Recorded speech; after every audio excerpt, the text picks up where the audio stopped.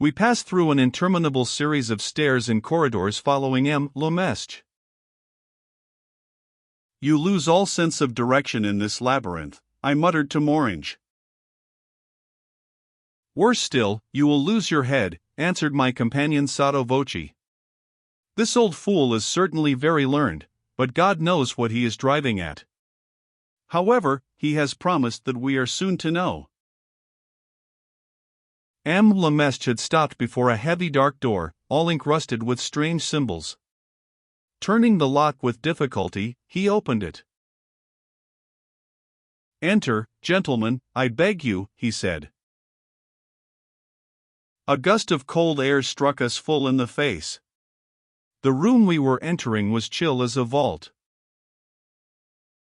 At first, the darkness allowed me to form no idea of its proportions. The lighting, purposely subdued, consisted of 12 enormous copper lamps, placed column-like upon the ground and burning with brilliant red flames. As we entered, the wind from the corridor made the flames flicker, momentarily casting about us our own enlarged and misshapen shadows. Then the gust died down, and the flames, no longer flurried, again licked up the darkness with their motionless red tongues. These 12 giant lamps, each one about 10 feet high, were arranged in a kind of crown, the diameter of which must have been about 50 feet.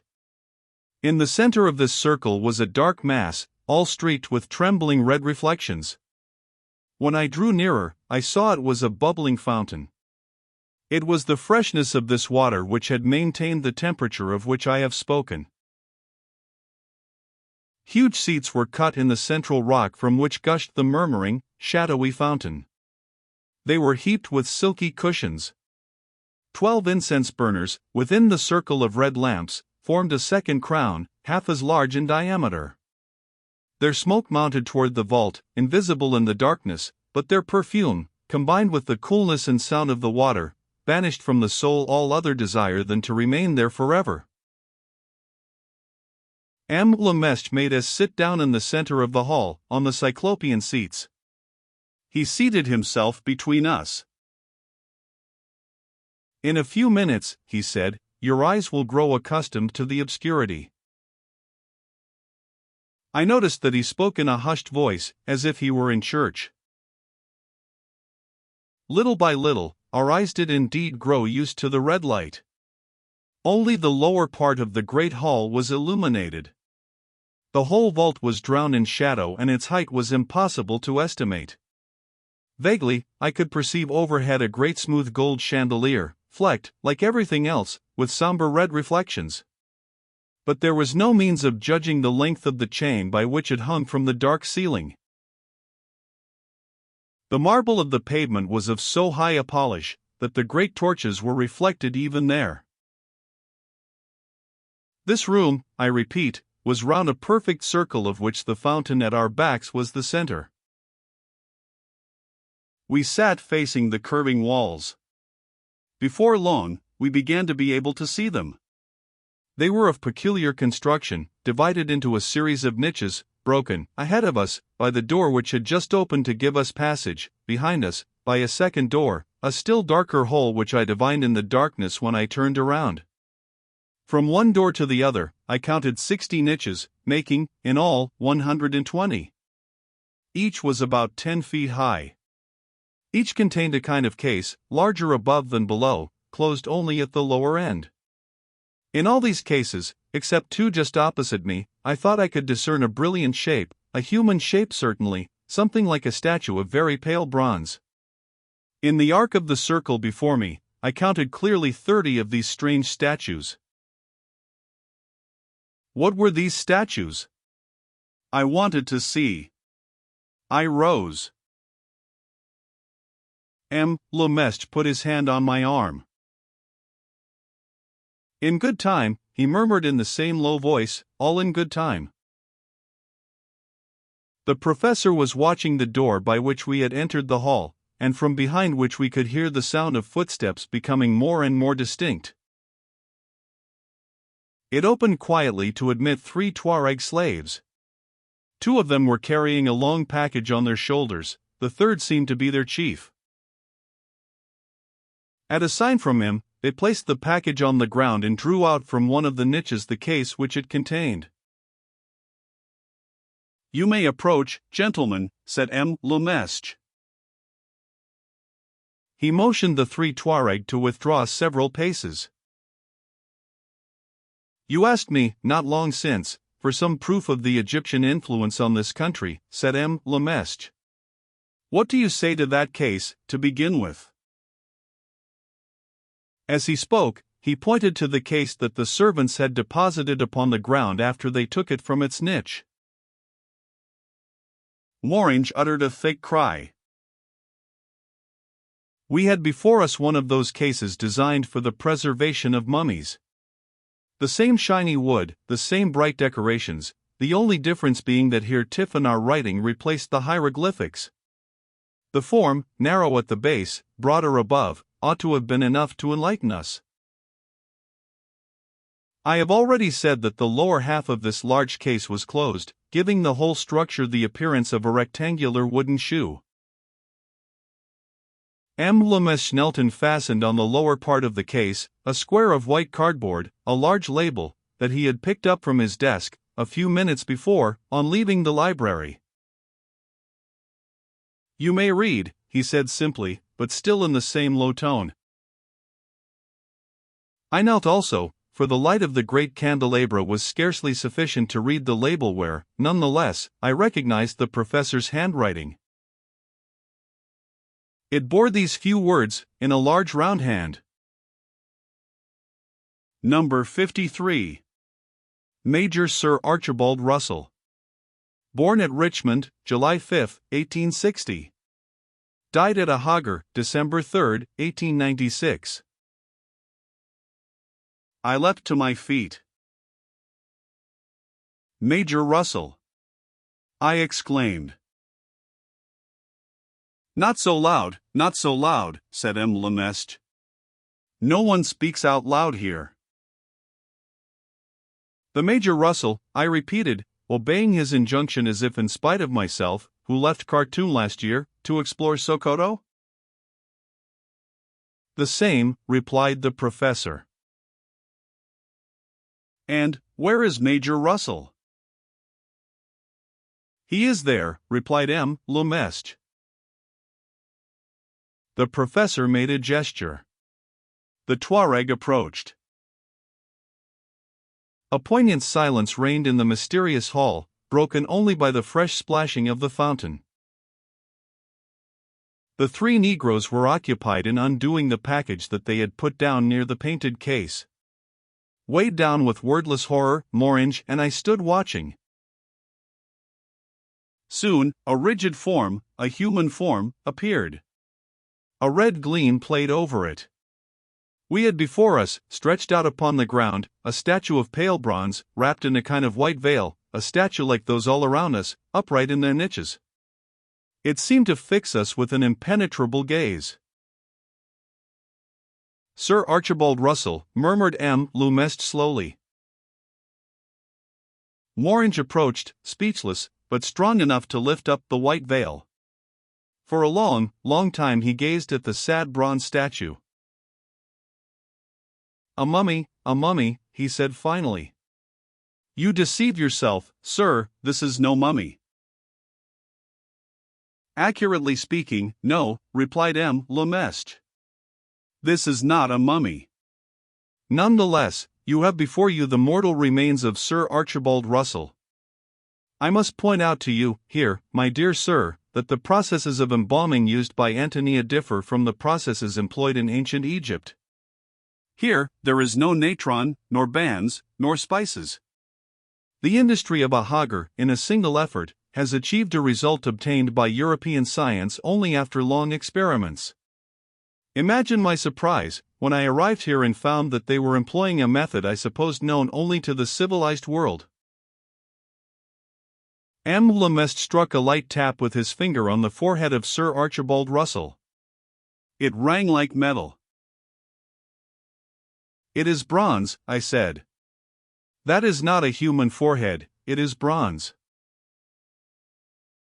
M. Lemestre shrugged his shoulders.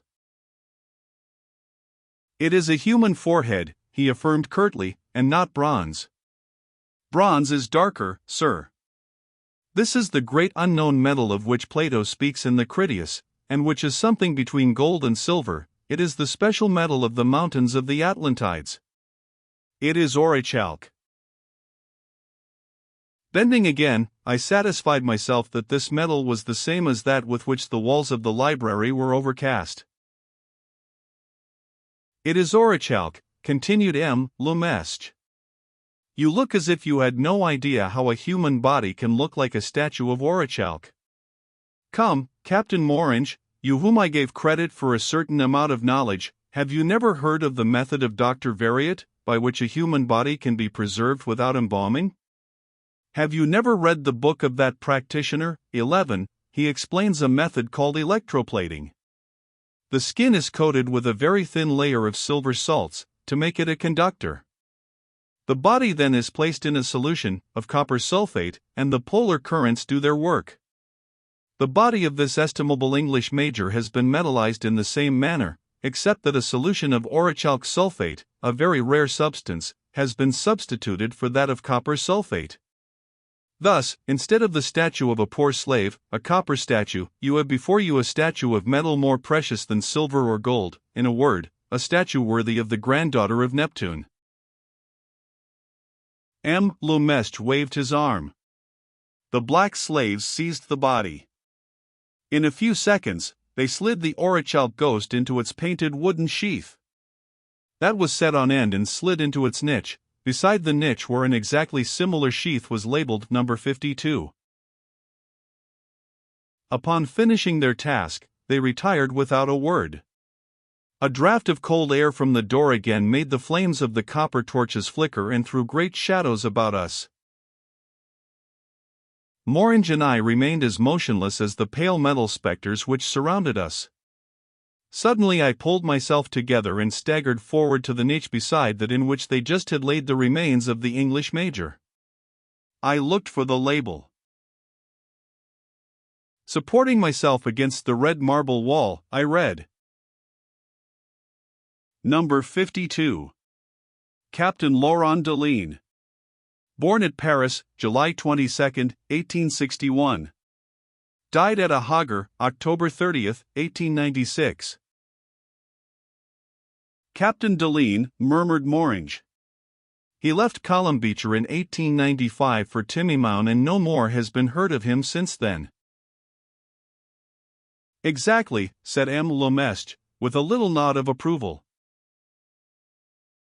Number 51, read Morange with chattering teeth. Colonel von Wittmann, born at Jena in 1855. Died at a Hagar, May 1, 1896. Colonel Wittmann, the explorer of Canum, who disappeared off Agades. Exactly, said M. Lemestre again. Number 50, I read in my turn, steadying myself against the wall, so as not to fall. Marquis Alonso de Oliveira, born at Cadiz, February 21, 1868. Died at a Hagar, February 1, 1896. Oliveira, who was going to Arawan. Exactly, said M. Lemestre again. That Spaniard was one of the best educated. I used to have interesting discussions with him on the exact geographical position of the kingdom of Anti. Number 49, said Morange in a tone scarcely more than a whisper. Lieutenant Woodhouse, born at Liverpool, September 16, 1870. Died at a Hagar, October 4, 1895. Hardly more than a child, said M. Lemestre. Number 48, I said. Lieutenant Louis de Malefeu, born at Provence, the... I did not finish. My voice choked. Louis de Malefeu, my best friend, the friend of my childhood and of Saint Cyr.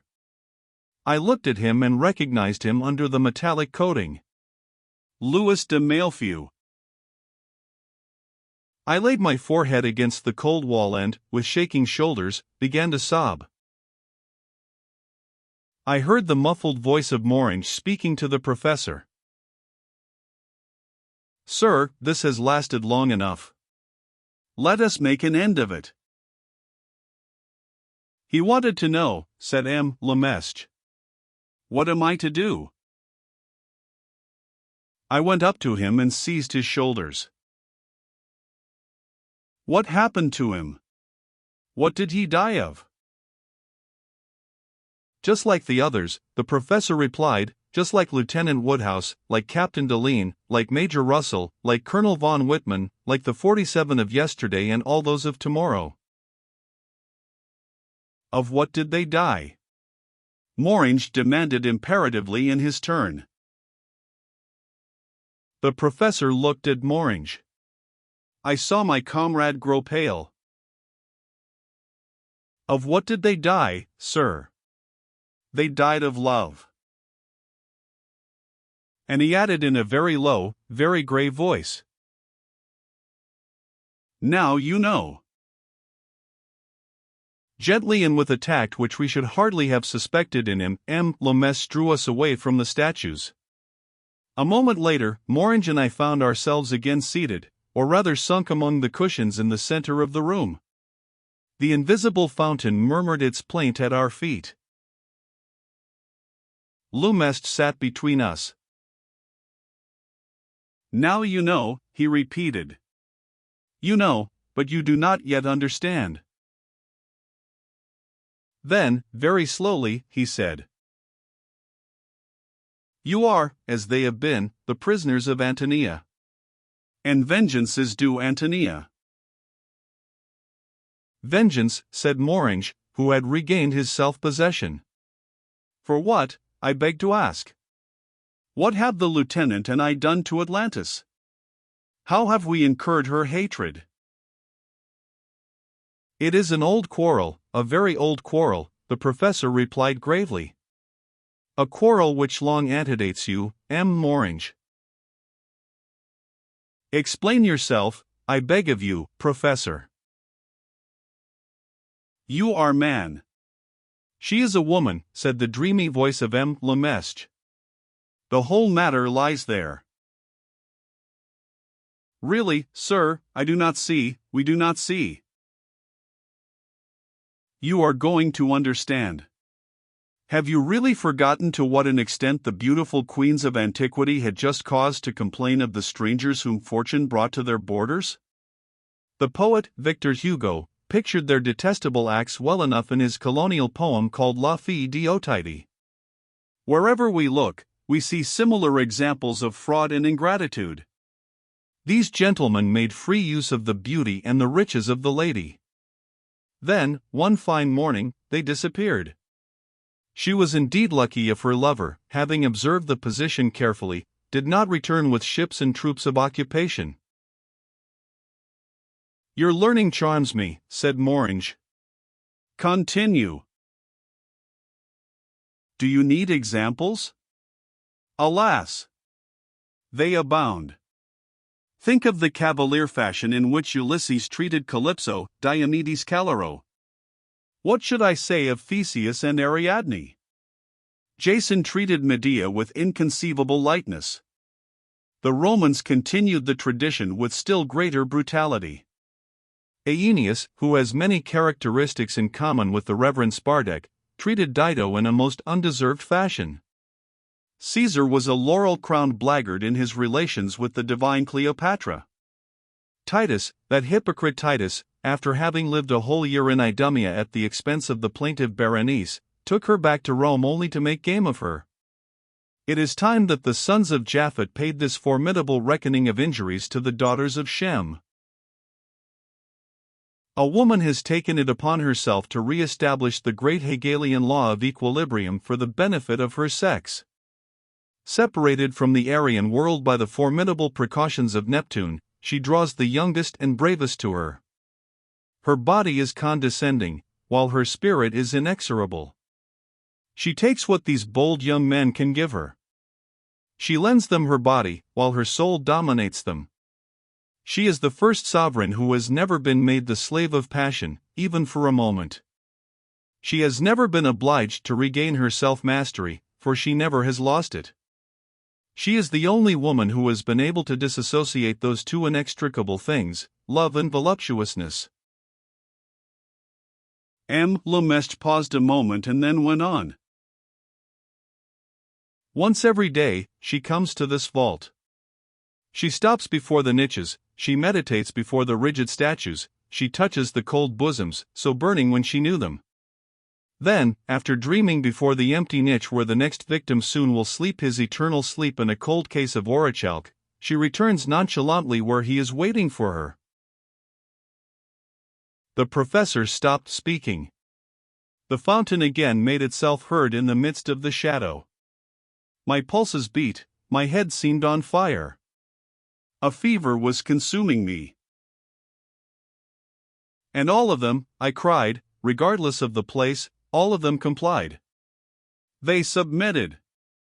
Well, she has only to come and she will see what will happen. Morange was silent. My dear sir, said M. Lemestre in a very gentle voice, you are speaking like a child. You do not know.